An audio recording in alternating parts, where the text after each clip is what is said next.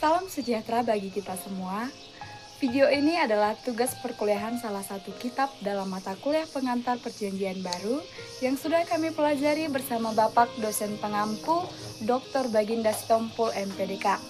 Untuk itu, saya Siska Hendriani Sihotang dengan NIM 250111193 Prodi Pendidikan Agama Kristen, mahasiswa IAKN Tarutung akan mempresentasikan kitab 1 Korintus. Surat 1 Korintus merupakan salah satu surat yang ditulis oleh Rasul Paulus kepada jemaat di Korintus yang pada masa itu dikenal sebagai kota yang maju. Tetapi juga penuh dengan berbagai pengaruh budaya dan moral yang kompleks. Kondisi ini membawa dampak besar bagi kehidupan jemaat, sehingga muncul berbagai persoalan yang mengancam kesatuan dan pertumbuhan iman mereka. Gereja di Korintus sendiri bermula dari pelayanan Paulus dalam perjalanan misinya. Namun, seiring berjalannya waktu, jemaat tersebut mengalami banyak perpecahan. Perpecahan ini tidak hanya terjadi dalam kepemimpinan, tetapi juga dalam aspek moral, sosial, bahkan dalam kehidupan rohani jemaat. Perbedaan latar belakang anggota jemaat, baik antara Yahudi dan non-Yahudi, antara yang kaya dan yang miskin, semakin memperumit keadaan. Oleh karena itu, pembahasan mengenai surat 1 Korintus menjadi penting untuk memahami bagaimana sebuah komunitas iman menghadapi konflik internal dan bagaimana solusi yang ditawarkan melalui ajaran rasuli tetap relevan untuk kehidupan gereja masa kini. Kita masuk kepada pembahasan, yaitu siapa penulis surat 1 Korintus. Penulis dari surat 1 Korintus adalah Rasul Paulus. Hal ini dapat diketahui secara langsung dari bagian pembukaan surat tersebut, di mana Paulus memperkenalkan dirinya sebagai rasul yang dipanggil oleh Allah untuk memberitakan Injil. Paulus menulis surat ini kepada jemaat di Korintus yang pada saat itu sedang mengalami berbagai persoalan dalam kehidupan jemaat. Surat 1 Korintus ditulis oleh Paulus sebagai bentuk perhatian dan tanggung jawab terhadap jemaat yang pernah ia layani. Paulus mengetahui bahwa jemaat di Korintus mengalami banyak masalah seperti perpecahan dalam jemaat, persoalan moral, perselisihan antar anggota jemaat, serta kesalahpahaman mengenai karunia roh. Oleh karena itu, melalui surat ini, Paulus memberikan nasihat, teguran, dan pengajaran agar jemaat dapat kembali hidup dalam kesatuan dan sesuai dengan ajaran Kristus. Yang kedua, tujuan penulisan surat 1 Korintus. Surat 1 Korintus ditulis oleh Rasul Paulus dengan tujuan untuk mengatasi perpecahan yang terjadi di dalam jemaat. Pada saat itu, beberapa anggota jemaat mulai mengelompokkan diri berdasarkan tokoh pemimpin yang mereka kagumi, seperti ada yang mengatakan dirinya pengikut Paulus, Apolos, Kefas, ataupun Kristus. Perpecahan ini menunjukkan bahwa jemaat belum memahami dengan benar makna kesatuan dalam tubuh Kristus. Selain itu, Paulus juga menulis surat ini untuk menegur berbagai masalah moral yang terjadi dalam jemaat. Di dalam surat ini, Paulus menyinggung adanya perilaku yang tidak sesuai dengan kehidupan Kristen, seperti percabulan dan berbagai tindakan yang merusak kesaksian gereja. Paulus mengingatkan bahwa sebagai orang percaya, kehidupan mereka seharusnya mencerminkan nilai-nilai kekudusan dan kebenaran. Melalui surat ini, Paulus ingin menolong jemaat agar memiliki pemahaman yang benar mengenai kehidupan sebagai orang percaya. Paulus juga menekankan pentingnya kasih sebagai dasar dalam kehidupan jemaat. Tanpa kasih, semua karunia dan pelayanan tidak akan memiliki arti yang sebenarnya. Selanjutnya, pembaca yang dituju dalam surat 1 Korintus. Pembaca utama dari surat 1 Korintus adalah jemaat Kristen yang berada di Korintus. Jemaat ini merupakan salah satu jemaat yang didirikan oleh Rasul Paulus dalam perjalanan misinya. Jemaat di Korintus terdiri dari orang-orang dengan latar belakang yang berbeda-beda. Ada yang berasal dari Yahudi, ada juga yang berasal dari bangsa bukan Yahudi. Selain itu, dalam jemaat tersebut terdapat orang-orang dari berbagai tingkat sosial, mulai dari orang kaya hingga orang miskin, Dan keberagaman latar belakang ini seringkali menimbulkan perbedaan pandangan dan konflik dalam kehidupan jemaat. Oleh karena itu, Paulus menulis surat ini untuk memberikan pengharapan agar mereka dapat hidup dalam kesatuan dan saling menghargai satu sama lain sebagai satu tubuh dalam Kristus. Dengan memahami kondisi jemaat di Korintus, kita dapat melihat bahwa surat ini ditulis bukan hanya untuk menegur kesalahan mereka, tetapi juga untuk membimbing mereka agar dapat bertumbuh dalam iman dan menjadi gereja yang lebih dewasa secara rohani. Selanjutnya, waktu penulisan surat 1 Korintus. Surat 1 Korintus diperkirakan ditulis sekitar tahun 54 sampai 55 Masehi oleh Rasul Paulus. Pada waktu itu, Paulus sedang berada di kota Efesus dalam salah satu perjalanan misinya. Penulis surat ini menunjukkan betapa besar perhatian Paulus terhadap jemaat yang pernah ia layani. Walaupun ia tidak lagi berada di Korintus, Paulus tetap peduli terhadap kehidupan rohani jemaat tersebut dan berusaha menolong mereka melalui pengajaran dan nasihat yang ia tuliskan dalam surat ini. Selanjutnya, ciri-ciri khusus dalam surat 1 Korintus.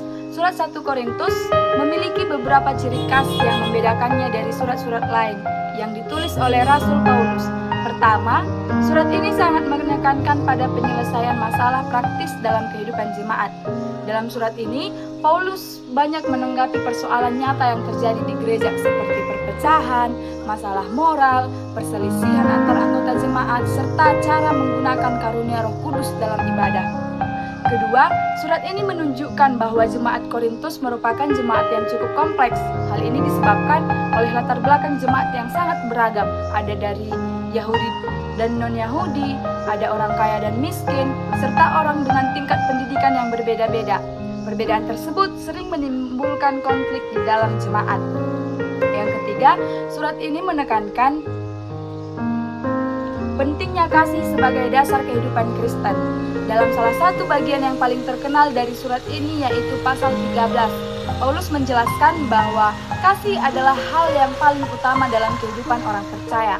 Tanpa kasih, semua karunia rohani dan pelayanan tidak memiliki arti yang sebenarnya. Keempat, surat ini juga banyak membahas tentang karunia-karunia Roh Kudus. Paulus menjelaskan bahwa setiap orang percaya menerima karunia yang berbeda-beda, tetapi semuanya diberikan untuk membangun jemaat, bukan untuk meninggikan diri sendiri. Yang kelima, surat ini menekankan kesatuan dalam tubuh Kristus. Paulus mengajarkan bahwa walaupun jemaat terdiri dari banyak orang dengan perbedaan latar belakang, mereka tetap merupakan satu tubuh di dalam Kristus. Karena itu, mereka harus hidup saling menghargai dan bekerja sama dalam pelayanan.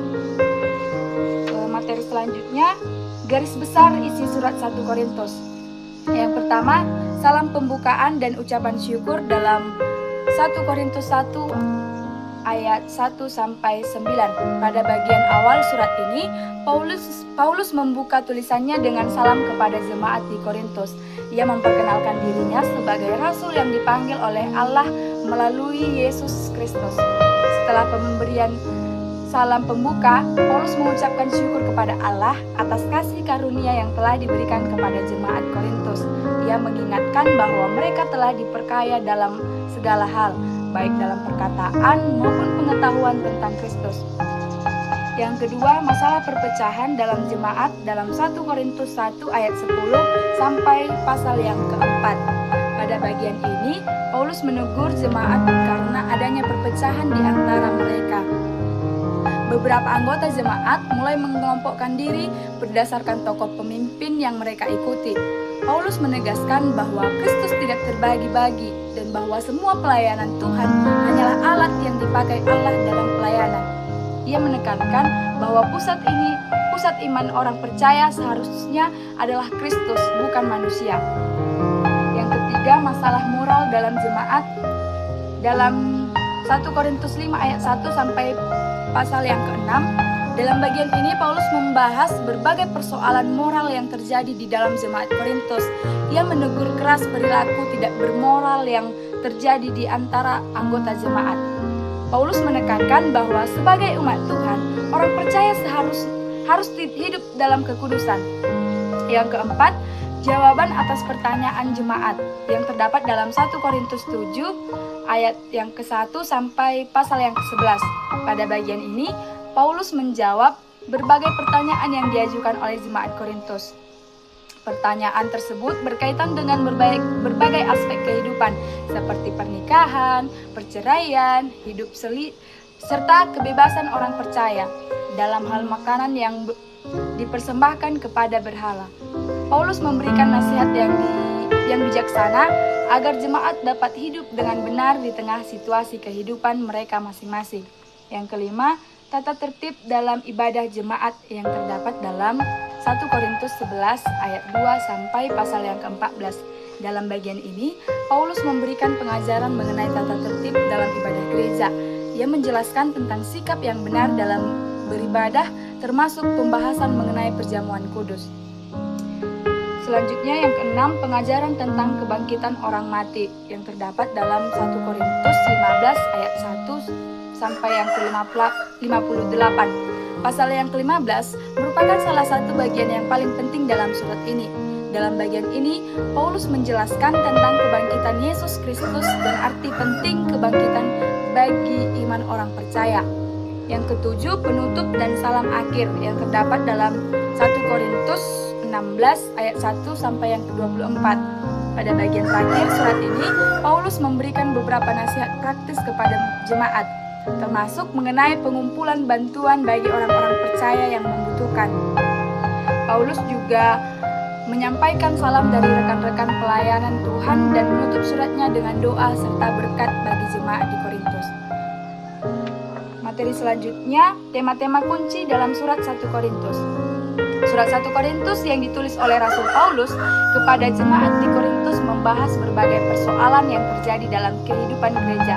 Dari seluruh isi surat tersebut, terdapat beberapa tema penting yang menjadi inti dari pengajaran Paulus kepada jemaat di Korintus.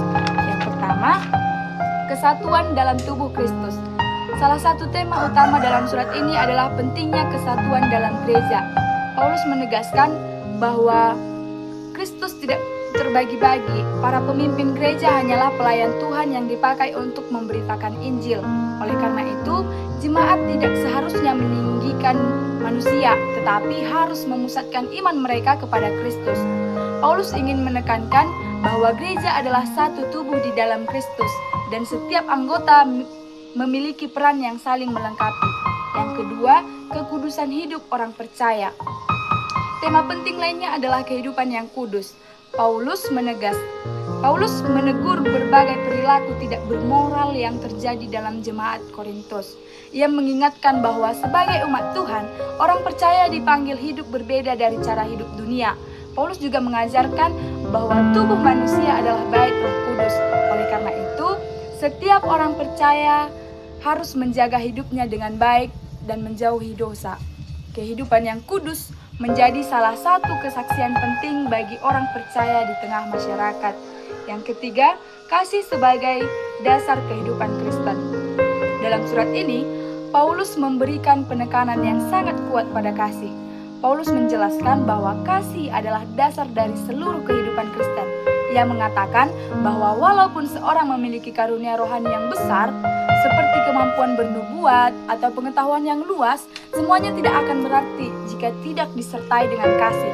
Kasih digambarkan sebagai sikap yang sabar, tidak sombong, tidak mencari keuntungan diri sendiri, dan selalu mengutamakan kebaikan orang lain. Yang keempat, karunia-karunia Roh Kudus. Paulus juga membahas tentang berbagai karunia Roh Kudus yang diberikan kepada orang percaya. Setiap orang menerima karunia yang berbeda-beda, seperti mengajar, bernubuat, melayani, atau berbicara dalam bahasa roh.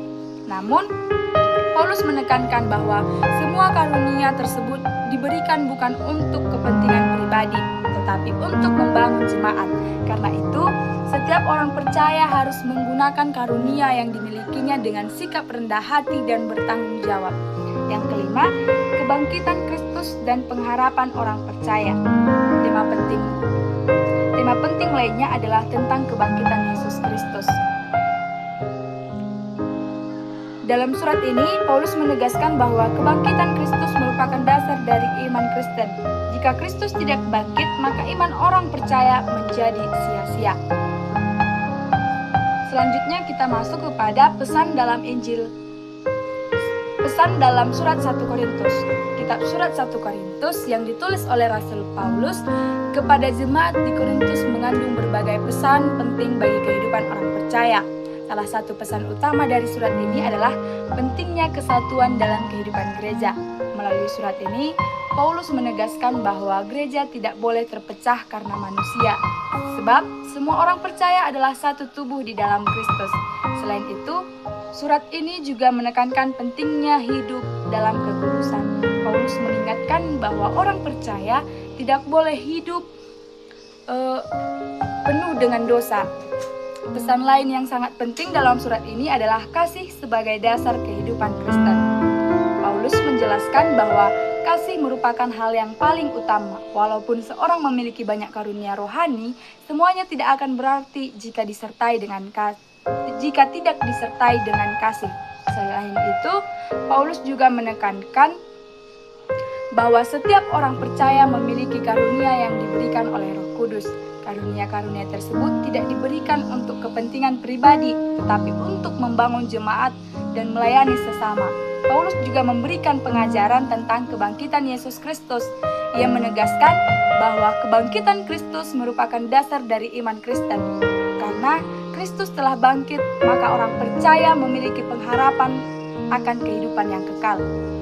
Melalui berbagai pengajaran tersebut, Kitab 1 Korintus ingin mengingatkan jemaat bahwa kehidupan sebagai orang percaya harus mencerminkan kasih, kesatuan, kekudusan, serta iman yang teguh kepada Kristus. Selanjutnya, penerapan Kitab 1 Korintus. Ajaran yang terdapat dalam surat 1 Korintus yang ditulis oleh Rasul Paulus kepada jemaat di Korintus tidak hanya berlaku bagi jemaat pada masa itu, tetapi juga sangat relevan bagi kehidupan orang percaya pada masa sekarang. Berbagai persoalan yang terjadi di jemaat Korintus juga sering ditemukan dalam kehidupan gereja dan masyarakat saat ini.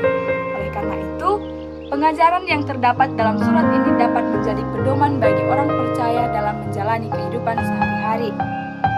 Yang pertama, menjaga kesatuan dalam gereja. Salah satu penerapan penting dari kitab ini adalah menjaga kesatuan dalam kehidupan gereja. Dalam kehidupan gereja, seringkali muncul perbedaan pendapat, latar belakang, ataupun pandangan yang dapat menimbulkan perpecahan.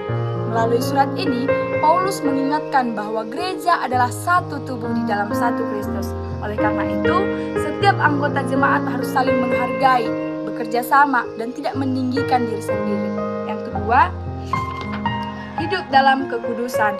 Kita ini juga mengajarkan bahwa orang percaya dipanggil untuk hidup kudus. Dalam kehidupan modern saat ini, banyak pengaruh yang dapat membawa seorang kepada perilaku yang tidak sesuai dengan nilai iman Kristen. Oleh karena itu, orang percaya harus mampu menjaga sikap, perkataan, dan tindakan agar tetap mencerminkan kehidupan yang benar di hadapan Tuhan. Yang ketiga, mengutamakan kasih dalam hubungan dengan sesama. Pengajaran tentang kasih dalam surat ini menjadi pedoman penting dalam kehidupan sehari-hari. Kasih harus menjadi dasar dalam hubungan dengan sesama, baik dalam keluarga, gereja, maupun masyarakat. Sikap saling menghormati, mengampuni, dan menolong sesama merupakan wujud nyata dari kasih yang diajarkan dalam kitab ini. Yang keempat, menggunakan karunia untuk melayani.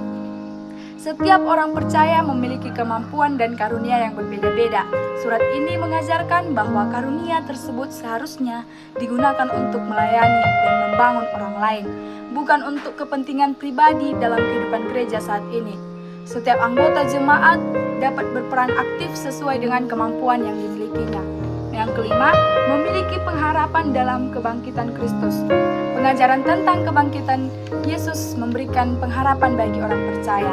Dalam kehidupan yang penuh dengan berbagai tantangan dan kesulitan, orang percaya dapat tetap memiliki harapan karena iman kepada Kristus yang telah bangkit. Pengharapan ini memberikan kekuatan untuk tetap hidup setia dan percaya kepada Tuhan.